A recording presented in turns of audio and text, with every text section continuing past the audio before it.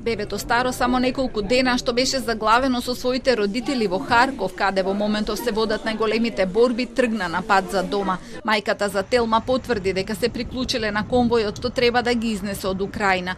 Семејството не можело да го послуша повикот на МНР да се извлечат пред инвазијата, затоа што чекале термин за породување. Бебето се родило само 2 дена пред почетокот на нападите. Евакуација чекаат уште 50 наши државјани, од кои 20 се во Киев, а останатите се во други градови. Околностите се менуваат континуирано на терен.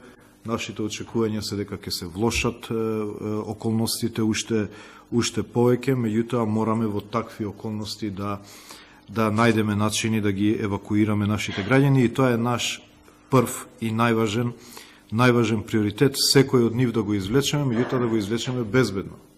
Значи, ние мора прво да гарантираме безбедни коридори, па после да им кажеме на луѓето да влезат во еден од тие конвои, од тие коридори, пошто сепак одговорност е да им кажете на луѓето тргнете на овој пат без да сте сигурни дека целиот пат до границата од Украина со околните земји е безбеден за нив. Од МНР им порачуваат на нашите државјани дека е договорено со конзулатите и амбасадите на Романија, Молдавија, Полска и Балтичките држави да им помогнат и доколку можат слободно да им се обратат за помош. Се разговара и со Турција да се приклучат кон нивните конвои.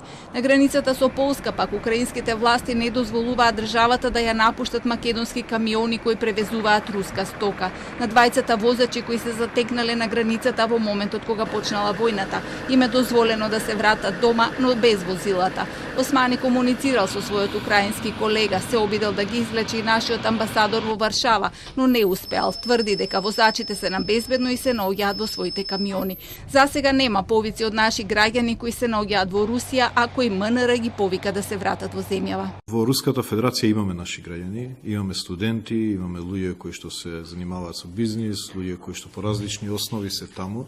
Таму не предвидуваме безбедносно нарушување, но тоа соопштение го пуштивме поради фактот што поради затварањето на воздушниот простор и таа листа на земји кои што го затвараат воздушниот простор за руски компании, се повеќе се ограничува можноста за комерцијални летови. И затоа ги предупредивме, доколку немаат неодложни некои активности да се вратат во земјата, бидејќи може да бидат во ситуација утре да не можат да најдат начин да се вратат овде.